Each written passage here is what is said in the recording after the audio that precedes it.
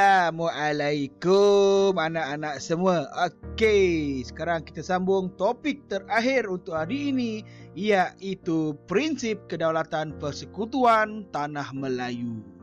Okey, topik 10.5. Alhamdulillah. Okey, baik, bagi sebuah negara yang merdeka, kedaulatan ini merujuk kepada kuasa tertinggi yang menentukan sesebuah negara bebas daripada kongkongan kuasa luar. Okey, sebab itulah kenapa kita perlu merdeka. Okey.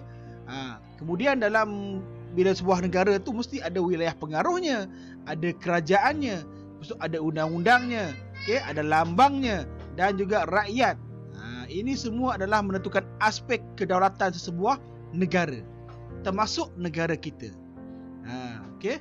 Jadi oleh itu kita dapat menentukan nasib kita sendiri dan nasib rakyat dan hala tuju negara untuk yang semasa melalui kemerdekaan. Itu sangat penting.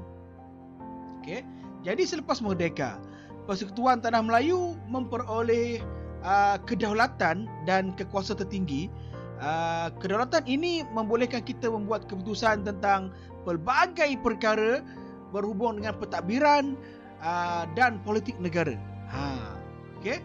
Sekarang kita tengok secara terperinci bagaimana yang dikatakan wilayah pengaruh. Wilayah pengaruh.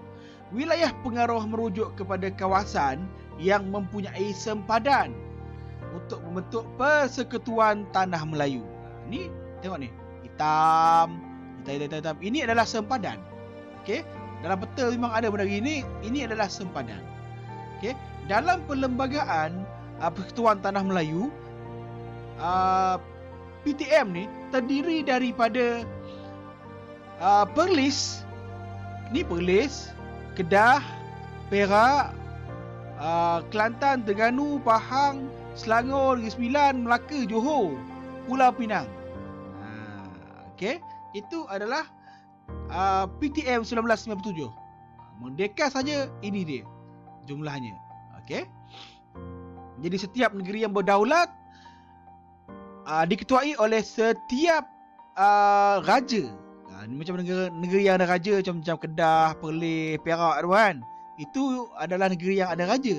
Jadi ketua mereka adalah raja. Okey, sultan masing-masing.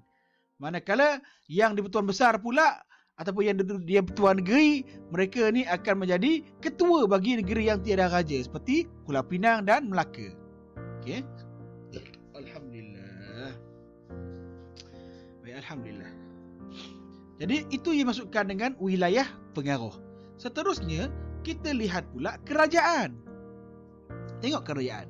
Okey. Kerajaan merupakan satu institusi yang bertanggungjawab menguruskan dan mentadbir negara. Institusi ini maksudnya satu badan, satu kumpulan, okey, yang bertanggungjawab untuk mengurus dan mentadbir negara.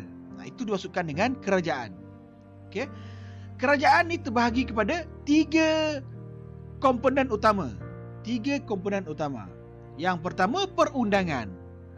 Okey, yang kedua eksekutif, yang ketiga badan kehakiman.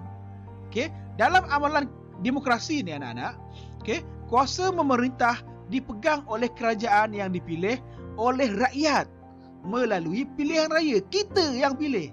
Okey, rakyat yang memilih pemimpin. Baik buruk kitalah yang pilih. Jadi anak-anak, bila nak mengundi itu, pastikan undi yang terbaik, bukan yang terburuk. Pastikan undi yang menepati janji, bukan yang terburuk. Ambillah yang terbaik.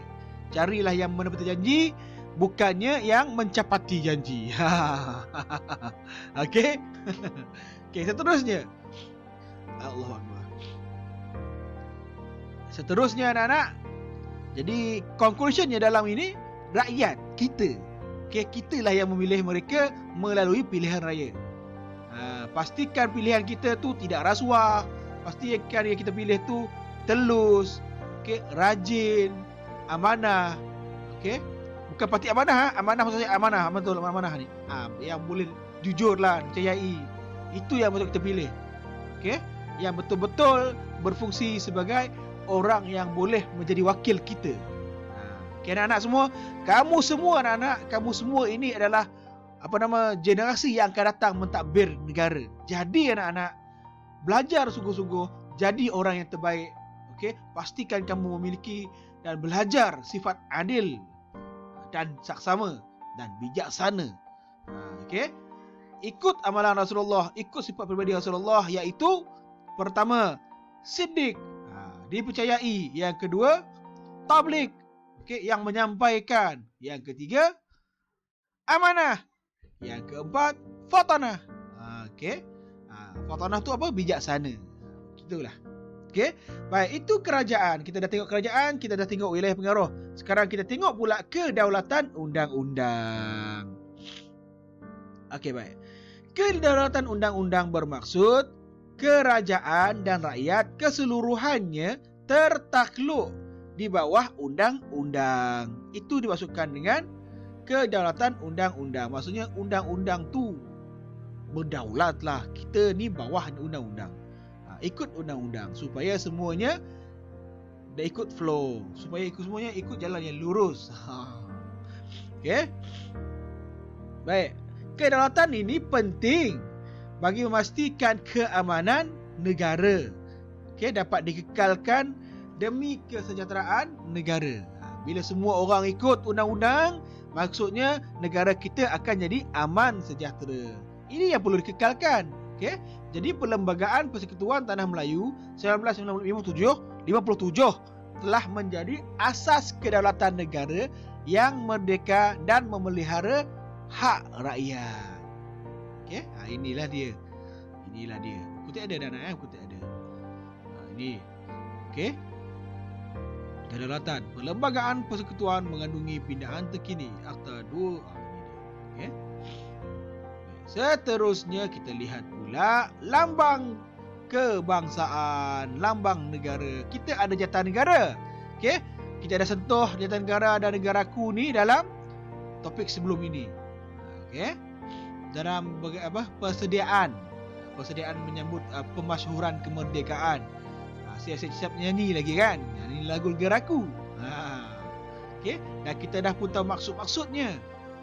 Itu penting anak-anak, penting sangat-sangat. Anak-anak boleh buka buku teks dalam muka surat 246, 247. Okey, buku teks ada buku teks. Okey. Seterusnya juga kita ada jalur gemilang. Okey, kita ada bunga kebangsaan. Okey. Jalur gemilang ada dah sebut nyanyi pula. Okey. Kepentingan lambang-lambang kebangsaan. Apa kepentingan lambang-lambang ini anak-anak? Lambang ini penting. Yang pertama, menjadi identiti negara. Bawa bendera je semua orang tahu itu Malaysia. That's why lah penting. Okey, identiti negara. Simbol perpaduan. Kita tahu. Okey, dan kita hayati simbol-simbol ini, lambang-lambang ini sebagai simbol perpaduan. Okey, nombor 3, simbol sosio-budaya dan sejarah negara. Nombor 4, lambang kedaulatan. Dan nombor 5, jati diri rakyat Malaysia. Itu pentingnya lambang kebangsaan. Okey anak-anak semua? InsyaAllah ya, insyaAllah. Baik, seterusnya, pengiktirafan rakyat. Pengiktirafan rakyat membolehkan kita mendapat hak asasi, iaitu hak yang dimiliki oleh seseorang individu. Okey, seperti bebas bersuara, okey, dan mengeluarkan pendapat. Sebagai warga negara, okey anak-anak semua, sebagai warga negara, kita perlu mematuhi perlembagaan. Kita mesti mematuhi perlembagaan.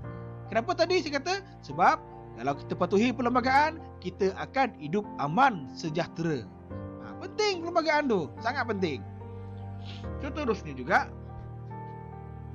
kita sebagai rakyat, warga negara Malaysia, okay, mempunyai hak dan tanggungjawab terhadap negara ini dan mempunyai hak terhadap negara, terhadap rakyat. Okay. Semua pihak bertanggungjawab untuk menggunakan hak masing-masing, untuk menggunakan bijak menggunakan hak masing-masing, okay, dengan bijak mengekalkan keharmonian, untuk mengekalkan keharmonian dan kemakmuran negara. Okay, itulah yang kita pelajari dalam topik 10.5, iaitu kita mengenal tentang wilayah pengaruh, kita mengenal tentang kerajaan, kita mengenal tentang kedaulatan negara, lambang kebangsaan, kepentingan lambang kebangsaan dan pengiktirafan sebagai rakyat. Kita mengiktiraf kerajaan kita bagaimana? Inilah sebabnya. Okey. Baik anak-anak. Jadi semua prinsip kedaulatan iaitu kuasa tertinggi. Okey.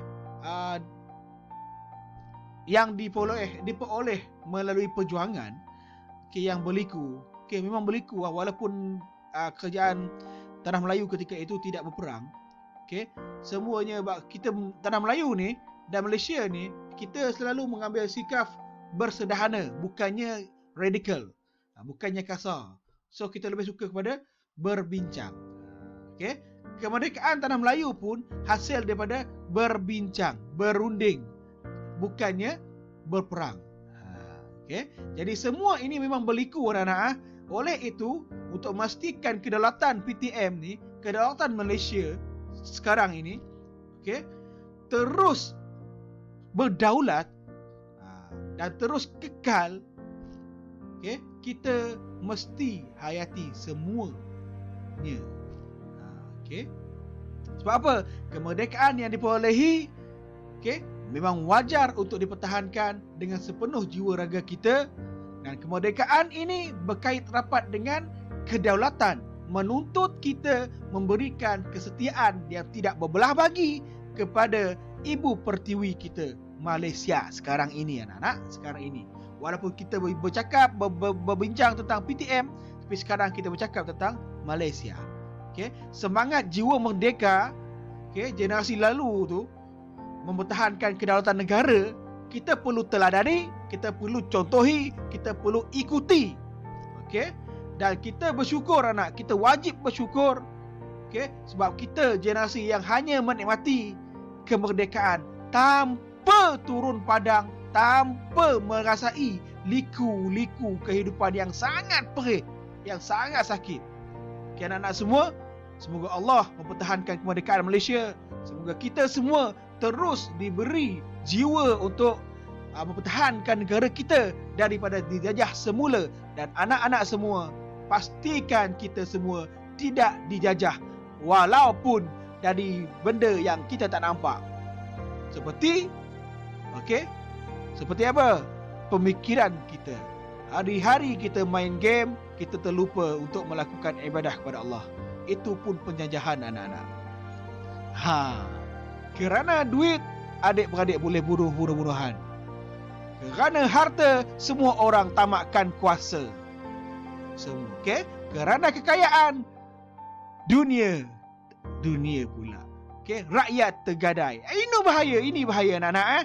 Jadilah orang yang betul-betul menjadi pemimpin yang terbaik anak-anak. Kamu semua jadi pemimpin terbaik. Saya doakan insya-Allah negara kita akan terus kekal menjadi sebuah negara yang berdaulat dan aman sejahtera sampai bila-bila. Merdeka, merdeka, merdeka, merdeka, merdeka, merdeka, merdeka.